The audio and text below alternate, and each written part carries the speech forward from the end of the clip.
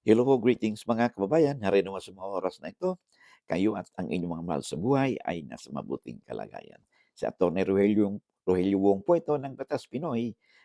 In collaboration po ito ng Integrated Bar of the Philippines sa Manila Port Chapter. Alright? So, bago tayo magpatuloy, okay, I would like also to extend my appreciation doon sa ating mga viewers, subscribers po natin, no? Uh, and lalo na yung mga likers po natin, mga sharers po natin, no? Maraming maraming salamat po. And of course, I have a wonderful news pala po sa inyo. Ang ating pong channel, no? Meron po tayong account sa Facebook. So you could follow Batas Pinoy, no? Meron tayong page doon. Ka-open lang po ito. And you could interact with me, no? Doon sa additional platform po natin sa Facebook, no? Batas Pinoy po. Paki-follow po ako at of course paki-subscribe at paki-like din po yung ating mga posting po doon, no? At I hope na magkaroon po tayo ng malawak pa na platform para po ma-reach out po natin ang ating mga kababayan sa tulong po ninyo. So paki-follow po, paki-share po, no? Paki-spread the good news, no? Na meron na po tayong Facebook page, no? Sa Facebook. Okay? Maraming salamat. Of course, I would like also to thanks and extend my appreciation sa ating subscribers, likers po natin, no?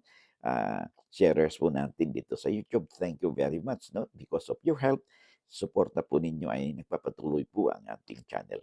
Thank you very much. And sa hindi pa po nakapag-subscribe, no? At if you find our videos interesting and informative, hindi naman po siguro kalabisan na ako po hihirit po sa iyo ng isang hit lang po ng subscribe, shares, and like po natin ang notification bell upang sa ganun pag may update po tayo, you'll be duly notified. And of course, matutulungan din po ninyo ang inyong lingkod na ma-reach out po natin, ma-spread out po natin ang ating reach, no, sa ating mga kababayan. They could be your friends, your neighbors, your kakilala, kamag-anak po ninyo. Upang sila din ay may mapulot, no, sa ating pinag-usapan. At sabi nga natin lagi ay lamang na ang may alam sa batas. All right. So let us now proceed dito po sa ating episode, no, topic po natin sa video na ito. Okay? Of course, ito po ay again, may kinalaman po sa bumili ng townhouse, no? Row of townhouses at yun nga po, the same problem po na palagi nating pagdating na po sa pagbili ng lupa, no? Sa developer, no? Yun nga ang problema nila lagi ay yung pagkulang, no? Pagkaroon ng kakulangan, no?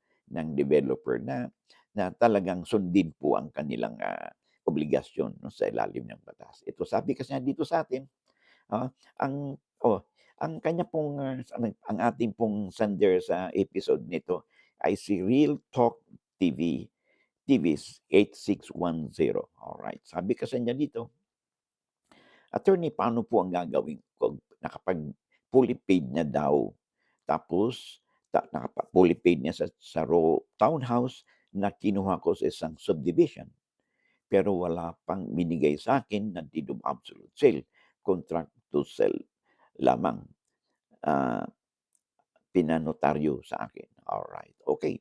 So, bago natin sagutin 'yan, okay, iliwanagin lang natin muna, okay. Ano bang pagkaiba ng contract to sell at saka, ah, deed of sale, okay, o absolute sale, deed of absolute sale? Yung contract to sell po ay pag-uusap pa lang between the seller and buyer na ibebenta ko sa iyo yung property nito, okay. Like for example, yung townhouse, okay, subject to certain condition. Okay, ano yung condition na yun? So, ilagay po ng condition. Isa sa condition doon, abay, pag nabayaran mo na fully yung bibilhin mong lupa o townhouse o condo, ay ay mag-i-execute ako sa iyo ng deed of absolute sale. Ano ba yung ibig sabihin niyan? Yung deed of absolute sale po kasi, ito po yung dokumento na naglipat po ng ownership, no? Pagmamay-ari doon sa binili ninyo. Kaya deed of absolute sale. In contrast po doon sa contract to sell, ay hindi po sa contract to sell ay hindi pa po inililipat sa iyo yung pagmamay-ari dahil kailan tuparin pa ang mga terms and condition kaya contract to sell lamang. Whereas yung deed of absolute sale o deed of sale ay talagang nagpirmahan na kayo at sa bisa ng kasulatang ito ay inilipat doon sa buyer ang pagmamay-ari ng lupa o bahay o anumang property, nilipat na. So yan ang pagkakaiba ng deed of sale or deed of absolute sale at saka yung tinatawag nating contract to sell. Okay? So ito ngayon, ang problema niya ay contract to sell lang daw nang binigay sa kanya na notarized naman. Okay? So that is not enough kasi po ayon sa batas po, okay? Ah, ang obligasyon po ng seller katulad nito isang developer 'no, ay meron po yang license ah, sa ating tinatawag natin sa Department of ah, Urban 'no, Housing and Development 'no.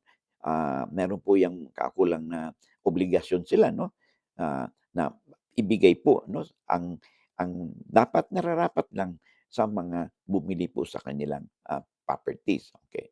Ngayon, ano bang obligasyon ng developer 'no, 'pag sa ganitong situation? Bumili kayo ng subdivision man, townhouse, do'n sa isang subdivision o condominium halimbawa.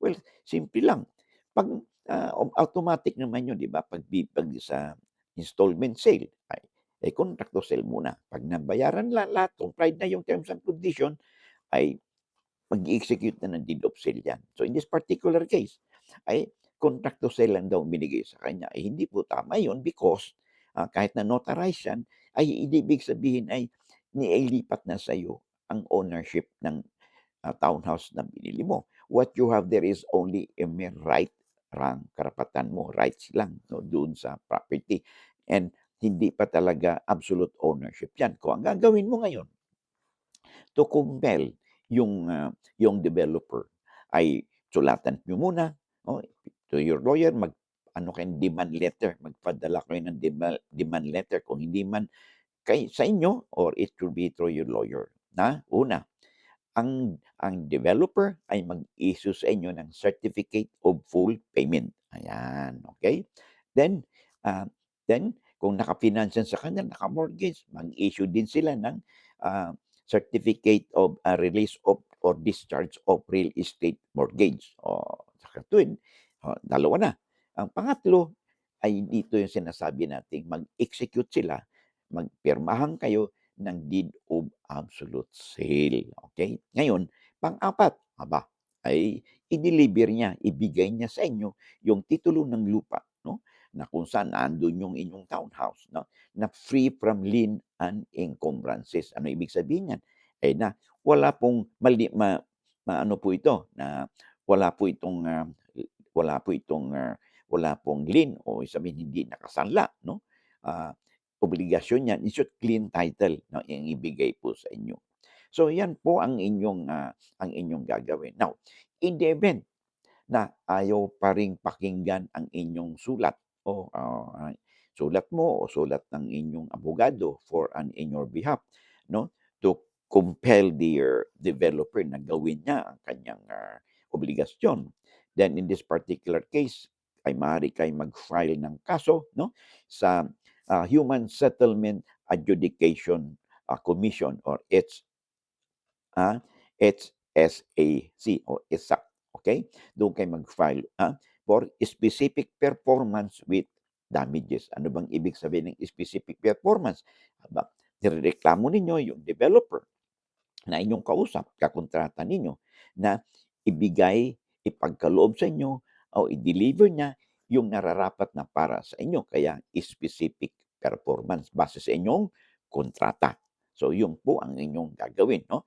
Specific performance with damages. Kasi po kung nagkaroon kayo ng danyos dahil sa paglabag ng developer sa inyong usapan, ay actionable po yan at maaari po kayong it could be entitled for damages. So I hope nasagot natin 'no ang katanungan sa atin ni Real Talk TVs. Alright. So, alright. So, uh, Okay, bago tayo magpatuloy 'no, again, I would like to express my thanks and appreciation 'no, sa inyong pagtangkilik ng ating channel. Of course, ulitin ko ulit 'no, ang Batas Pinoy po meron na po tayong Facebook account 'no, meron tayong page. So, if you could follow me, spread out po yung ating good news nito so that we can reach out more kababayans 'no, upang sila din ay may mapulot din 'no, at may matutunan po sila sa ating mga pinag-usapan, okay? Maraming salamat again, and I hope to see you again in the next episode of video po natin. Maraming salamat and God bless.